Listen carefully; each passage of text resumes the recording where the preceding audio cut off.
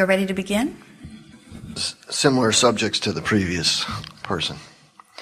And this is on soulmates, and how do we recognize each other when we meet, and how do you either really, really love them or you really, really hate them. But in either case, it's really, really. In other words, the intensity of the relationship is the indicator of the connection. And think about it in terms of what you are hearing about the creation of anything. When you really, really, really, really, really, really want something, that's when the absence of it really, really, really, really bothers you.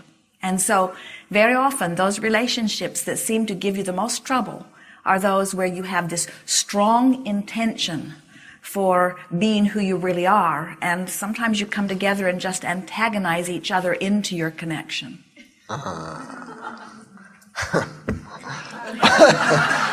So how do you smooth that out and keep it going, over your life, your physical life together? Here's the interesting thing. So let's assume that you've met someone like that, and that the relationship just won't go away. It just keeps resurfacing and rebubbling and re-aggravating.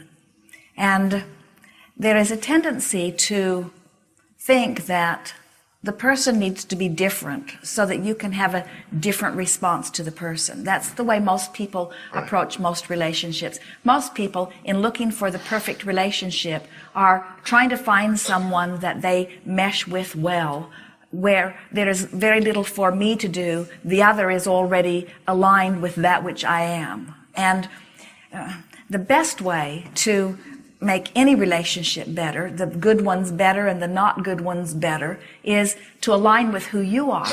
And so we think that what happens with some of these relationships where you truly are non-physical energy that has come forth together intending this exaggerated experience is because the only thing that ever works about bringing joy to you about anything is first finding alignment with who you are. And some of these relationships really test that, because you have to find alignment with who you are, because there's no way that you can force the alignment with the other. And once you are able to find alignment with who you are, then you can have alignment with anyone, you see. And so that's why sometimes, especially those like you who are teachers of teachers of teachers of teachers, you come forth really wanting to understand how to achieve your connection with source energy. And when you think about it, it's easy to adore someone who is adorable. It's easy to love someone who's lovable, but if you have yourself surrounded by adorable, lovable people, that does not go very far in helping you to reach for your own connection. In other words, it's easy to be connected when adorable people present themselves to you, and you just look at them and you adore them, and it's easy to, but then you do what most of the world does. You need everybody to be adorable, and when they're not, then you're lost in you somehow, you see. Right. And so when you have someone who keeps mattering to you, who won't be adorable for the sake of you easily adoring them, and you have to work at your connection and work at your adoration, oh, what a wonderful gift they give you, because they help you to learn how to maintain your connection no matter what, and then you are free to go anywhere. When you have adorable people who are feathering your nest around you all of the time, and so you feel good when you are in your feathered nest, now you are captive to your feathered nest, because if you go out into the real world where there aren't people feathering your nest, you have no resources to maintain your connection, and then you come away feeling abused that the world doesn't treat you right, when the world is treating you exactly as you are offering the vibration, you see. Where when you've learned to feather your own nest, when you've learned to keep yourself in vibrational alignment with who you are, now you have the sea legs, now you have the shock absorbers, now you have the resiliency, now you have the ability to achieve your vibrational harmony no matter what, and now the universe has to treat you well no matter where you go. You see. I think I met a soulmate once, and we were together for a while, and it seemed like I recognized the fact that we had this connection and she didn't, and it was a really powerful connection. We'd be in different parts of the country or the world and phone, one of us would think of the other one and the phone would ring, that kind of thing. And it even went on beyond after she had married someone else for many years.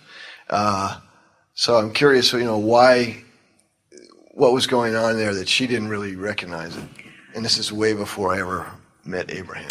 So, well, as you know, your alignment with who you are gives you that insight, and another may not. And there are a lot of, someone talked about this earlier today in talking about the two different types of relationships, thinking in terms of the relationship of that which is coming forth from non-physical, and then the relationships that are happening here in the physical environment. And so many of the relationships that you gather around you, you don't gather from your framework of first connecting to who you are, and then from that centered place, beating the drum of that connection, and then bringing others to you that are a vibrational match to that.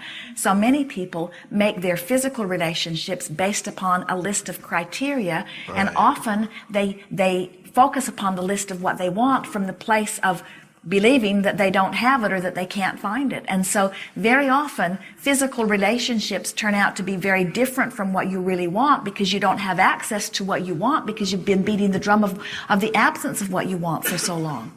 Let's back up and give that to you again in a way that's easier to hear. If you were letting your first priority be to be connected to who you are, which means nothing's more important than that you feel good. So you're looking for positive aspects in yourself and in others. Then you are much of the time in close vibrational alignment with who you are. Anyone who would come to you that would resonate with you on these very deep levels would be someone who is in alignment with who they are too, or close to that alignment. But so many people are not seeking relationships from that place of alignment. So many people are wanting something that they don't have and focused upon the lack of what they want. And so law of attraction brings them what they are vibrationally offering, not what they are wanting. That's always true. You get what you think about, whether you want it or not. And most people are more focused upon the absence of what they want than upon what they want. And so most people have the wrong set of vibrations going relative to relationships. So she wouldn't recognize it, even though it was right there in her face. Very often people are judging their relationship based upon the physical stature or the financial stature or other things that are important that they've picked up along the physical trail, but they are not listening for the way it feels. Right. And until you're listening for the way it feels, you could very well, in other words, it's possible for someone to be standing right in front of you who is an absolute vibrational match to who you really are, but you don't recognize it because that person is not in this moment a match to who he is, and you in this moment are not a match to who she is. And so if you're not a match to who you really are, then it's harder for you to recognize it. The optimum relationship is one where this person is working to feel good and achieving it much of the time, and this person is working to feel good and achieving it much of the time. So they're both in concert with who they are, and they are both being guided by the way they feel. So they are often in vibrational alignment with who they are. And now the physical environment and what they have lived has caused them each to offer rockets of desire. So through their own personal life experiences, they have launched rockets of their own personal preferences. In other words, you get to choose what someone looks like. You get to choose how much money they have. You get to choose what part of the world they live in. You get to choose what they are thinking about ideologically. In other words, it's natural that you would want a compatible partner on a whole lot of different subjects. And so through trial and error and through your exposure, you've been launching these rockets of desires. Both of you have. So law of attraction is aligning you up with that which you are offering in terms of your vibration. So let's say that both of you are in alignment with who you are, and both of you have launched lots of rockets. Well, every rocket that you launch goes out into your future. It's what we call pre-paving, and begins culminating. So your relationships have become in a vibrational realm even before they happen in a manifestational realm. And so your relationships are out there gelling, and as you walk through space and time toward them, when you line up with someone who is a perfect vibrational match to the dreams that you've been launching, bells and whistles go off. You know it right away. You recognize it, you see. And so what happened to you was your bells and whistles went off. You recognized it, but she had not done as much conscious pre-paving and did not recognize it. The good news is there are many, many, many, many, many, many, many, many, many, many, many, thousands really, thousands of soulmates out there rendezvoused in terms of thought. And all you have to do is line up with your own inner being and you'll be led right there. Cool. It is. Cooler than cool. Great.